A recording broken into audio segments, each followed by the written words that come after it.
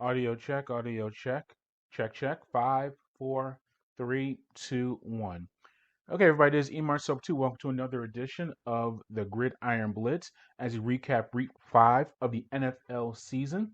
Have a lot of news and notes on and off of the field, but before we get to that, I have to highlight the sportsinquirer.net, premier site for news and notes in the world of sports. You can go to that site and be able to keep track of all the things that we have going on. Follow us also on our social media platforms such as YouTube, SoundCloud. Actually, the way you can do that, we're mixing it up a little bit. All right, the way you can follow us on social media is you go to us on Twitter, Instagram, and Facebook under Sports Inquirer. That's all one word. You just do a search on there, and you'll be able to see all of the stuff that we have going on. You can also go to our audio and video hosts such as YouTube, SoundCloud, Spotify, Google Podcasts, and iTunes. Do a search on there, follow what we have going on, and you'll be able to keep track of all the stuff we have taking place on the site. All right, we'll start with off the field stuff before we get to the on the field activities. If you're listening to this, I'm pretty sure you know by now that Jon Gruden is no longer the head coach of the Las Vegas Raiders. He resigned on Monday night. By the way, we're recording this on October 12th. Timeline's important because this does relate to everything that we have going on with Gruden. And we'll get to the on the field stuff in about 4 or 5 minutes. I'm not going to spend too much time on Gruden because one, it is news, but I like to focus more on the field stuff. And I'll do a separate post on Gruden in the next 24 to 48 hours because I think more, and this is the second reason it's not going to be too long as far as this portion of the Gridiron Blitz. More news is going to come out as far as things going on. So I make a statement now and 24 hours more stuff comes out. I want to have a nuanced reply or statement, not just on social media immediately with my hot takes. But as I said, we're recording this on October 12th. Let's go back a few days, back to October 9th, when I first became aware of the Jon Gruden emails. And Gruden actually he's not a victim by any means, but the focus was not on him. The focus has been on the Washington football team and their bad activities taking place within that organization. We've seen issues with their cheerleaders, issues with Allen, the former team president, Daniel Snyder, the owner of the team, a lot of bad activities taking place there. Part of that investigation has included emails. And they've got the investigation reviewed all of these emails, and it's included correspondence with Jon Gruden from several years ago when he was not the head coach of the Raiders the first time, back when they were in Oakland, not the head coach of Tampa. This is when he was a ESPN analyst doing Monday Night Football and some other activities with them. On Saturday, October 9th, I became aware of the emails about DeMaurice Smith, the head of the president of the NFL Players Association, and Gruden making bad statements about the size of his lips, making some racial negative statements there. He kept his job after that, and we go to October 10th when the Raiders hosted Chicago, had their worst performance of the season by far, lost that contest against the Bears. And we'll get to the specifics of that contest when we get to that in our recap. The point is, they lost that contest. A lot of people asked, why did they play so badly? You start hearing rumblings about maybe the team was unhappy with the statements about Smith, understandably so, with the makeup of their roster and everything like that. So we're watching Monday Night Football yesterday on October 11th, and the news comes down. I was watching some baseball and wrestling. I wasn't even watching the Monday Night Football game too much, but I flipped to it because it was coming to halftime of the Ravens and Colts contest. Word comes down from Adam Schefter. He reported for ESPN. This was broken by other places as well. But Gruden is out as the head coach of the team, which was added on to the emails that we saw of his exchanges with Allen, Bruce Allen, I believe, and with other businessmen. And the problem was that these emails exchanges were on the Washington football team's. They were the host of the emails. It wasn't like he sent it to his Gmail account or Google or Yahoo, whatever you use. It was sent to the team account. That's not good. My point is, those emails came out him using very insensitive statements uh, about sexuality. So he pretty much with the gender. So he made a lot. I'm being very careful because I don't want to use the actual words that he used, but a lot of these statements were homophobic, misogynist, racist. I mean, pretty much a trifecta of bad things to do. So in essence, he's out of a job, and it's not a surprise that after that information came out, he could not return to the team.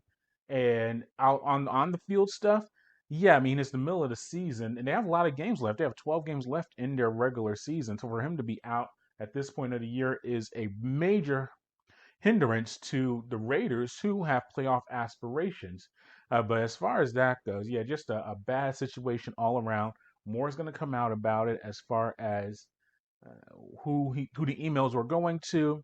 And Gruden is very popular or very known in NFL circles. He's been involved in the NFL since the 1990s, so he has connections from. And you saw him do. Does all of all the analysis. He has his little Gruden quarterback camp. He is connected in many ways. So I think all of his colleagues are very concerned about the emails or text messages or voicemails, things that they've interacted with Gruden on. So I'm very interested to see what happens there with that. So I want to address that before we get to the actual games. As far as the weekend went, 19 contests so far this season for this year, have come down to the final minute of regulation or overtime, which is the most through the first 5 weeks in history of the NFL. As I've mentioned earlier on previous shows, this season has been very tough to read, just with player movement, lack of preseason activity.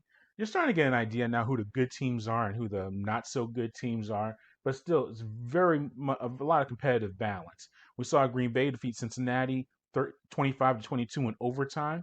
At least one game has gone to overtime each of the first 5 weeks of the season, which is the most to start a season ever. Only in 2018, when there was an overtime game in the first, actually, this tied the record for 2018 for overtime games, at least one overtime game each week in the first 5 weeks of a season. So that's been a lot going on there. Yeah, we'll start with the contest last night. Baltimore and the Colts. It's funny I say Baltimore and the Colts, not the Baltimore Colts, the team from a long time ago. The Baltimore Ravens defeated the Indianapolis Colts 31-25. It was a Lamar Jackson show. Not too much going on in the first half with the team. In fact, they were down 22-3 at some point in the third quarter, but Lamar Jackson just had a tremendous comeback performance for the team. Had a very big night. Yeah, that's 22-3. Jonathan Taylor had a rushing TD late in the third quarter to make the score 22-3, and then the Ravens started making their comeback. And Rodrigo Blankenship missing several field goal attempts for Indianapolis, including one that could have won the game in regulation. That did not help the cause at all. But you have to look at Lamar Jackson's performance. 442 passing yards, 4 TDs, also rushed for 62 yards. He was leading passer and rusher in the night on the night. He is just a special talent, and he really showed out in that contest. And Baltimore 4-1 on the season. You got to look at them as the favorite now in the AFC North. If you look at the standings, I picked Cleveland to win the division. They still can. They're only one game back, I believe, of the Ravens. If you look at the standings, in fact, I'll pull up the standings right now as far as that goes. I need that for future reference. Well, 3-2, and Cincinnati's also 3-2. So Cleveland's only one game out of the division lead. Baltimore, when they can open up their offense, and they had to do it partially because of being down 22-3 in the third quarter. When Jackson completes his passes, he is maybe the most unstoppable player in the entire NFL when you look at everything that's going on. So that was a big performance by the Ravens to earn that victory. They only have one undefeated team left in the NFL, and that's the Arizona Cardinals. They defeated San Francisco 17-10. The Cardinals are now 5-0 on the season, and they're 5-0 for the first time since 1974. And a big part of that has been Kyler Murray. 239 passing yards and one touchdown in the victory. Nuke Hopkins had 6 receptions for 87 yards and 1 TD in the victory as well. So far this season, Drew Murray has passed for 1,512 yards through the first through the first 5 games of the season. Only Drew Brees and Peyton Manning have had at least 1,500 yards passing and a completion percentage of 75 or higher through the first 5 games of a season. He's your MVP right now. If you look at the quarter poll of the regular season, he has been that guy. And then Hopkins, at 29 years old, has 770 career receptions and surpassed his former teammate Larry Fitzgerald for the most receptions ever by a player before his 30th birthday. And Hopkins is still has about another 6, 7 games before, longer than that. I think he has a full rest of this regular season before he turns 30. So we can get close to at least 800 receptions in before the age of 30, which will set a record. A bad part for San Francisco, Trey Lance, he became, well, good part in a way. At 21 years old, he became the fourth youngest quarterback to start a game in the Super Bowl era. The bad news was that he sprained his knee and he may not be available for their next contest. You combine that with Jimmy Garoppolo and his injured ankle, San Francisco is down 2 quarterbacks. Now, they do have a bye week coming up, or this week is a bye, so that helps out that cause a little bit, but struggles for the 49ers as far as having healthy quarterbacks. Buffalo probably had the performance of the day or this past week with a 38-20 victory over the Kansas City Chiefs. I think with the Chiefs, and well, they were my pick to win the division. Actually, I have Buffalo winning the entire Super Bowl. So we'll see what happens with that throughout the season. But with Kansas City, I know Mahomes had that bad interception, including a pick six that went back for a touchdown. It was off the Hill's hands, honestly. But their defense is just not good. And I'm not saying good as in bottom five in the league, which they probably meant to say is not even middle of the pack. They may have one of the 4 or 5 worst defenses in the entire NFL. And Mahomes can only do so much. And Buffalo, I think, is the best team in the NFL right now. So that doesn't help the cause as well in that contest. But too many open receivers for Josh Allen to throw to. He had 4 touchdowns in the contest. Too many running lanes for him to run through. I mean, he pretty much ran a quarterback keeper at the 10-yard line and ran in untouched. I mean, I know he got bumped a little bit, but that should not happen in a in a contest where you know he can in the red zone, you know he can run the ball, and he just ran right down the middle, really without too much opposition. So that's a bad situation for the Chiefs. I don't think they win the division now. I think you have to look at I would have said the Raiders were a contender, but they're not going to do anything. Denver, I don't have them as a playoff team. I think they've come back to earth a little bit over the past few weeks. But you got to look at the Chargers as that squad that is really making a statement in the AFC West. I still think Kansas City could be a playoff team, but if they have any Super Bowl aspirations, which that's the standard when you have Mahomes on that squad, it's championship or bust. That defense has to improve in a major way. The Rams were able to defeat Seattle 26-17. Big part of this contest, Russell Wilson injured his finger on his throwing hand. He's going to be out at least 4 weeks. The Seahawks are going nowhere, and that's disappointing because that was my division winner in the NFC West. But without Wilson, and I saw a national media member make a case for Geno Smith can keep the Seahawks afloat while Russell Wilson is out. No, I didn't even know Geno was still in the league, honestly. And Russ Wilson, who's never missed until now, he's going to miss some regular season games. Durability, never missed a regular season game. That's not a good situation for Seattle. That was already hindered with their squad. I mentioned the Chargers already. Big win over the Browns, 47-42. That was Justin Herbert's 20th career start. He threw for 398 yards and 4 touchdowns, no picks. He has 44 career touchdown passes, and he joins Tony Romo, or past Tony Romo, for the most for a quarterback through the first 20 games in NFL history. Only Mahomes, Kurt Warner, and Dan Marino have at least that mark or being close to that margin. And Herbert has 11 career games, at least 300 yards passing. So we surpassed Mahomes and Marino for the most such games by player through the first two seasons in NFL history. He might have mentioned Murray being the MVP. I think Herbert is right up there as well, and the Chargers are looking really, really good. Atlanta got a solid win. I know it's against the Jets, but if you go to London, have to make that trip, and you emerge with a victory, that's good enough. A big day for Kyle Pitts. He was able to get his first career touchdown reception in the victory. In fact, he had 9 receptions for 119 yards, which is actually the most receiving yards by a rookie in one of these international games since Devon Bess, who had 74 yards back in 2008 in one of these contests. So that was a big moment for Pitts to get that yardage and help Atlanta get a victory. Green Bay emerged with a 25-22 victory over Cincinnati.